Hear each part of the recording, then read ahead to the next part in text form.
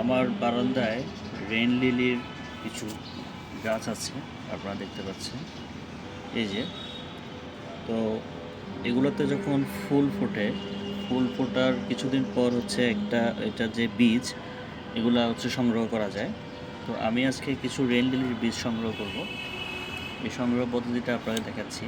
এই যে আমি একটা গোটার মতো অলরেডি কিছু সবজি সংগ্রহ করেছি, আরও কিছু বীজ আমি এই মুহূর্তে গাছ থেকে সংগ্রহ করব।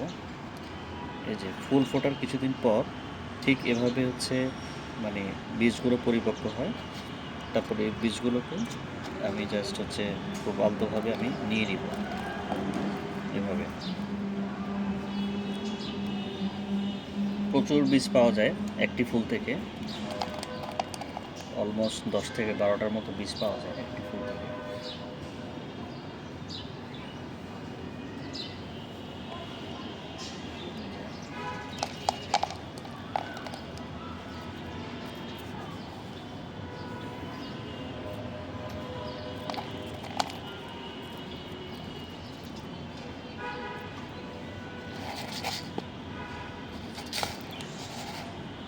আপনারা চাইলে এভাবে বীজ সংগ্রহ করতে পারেন।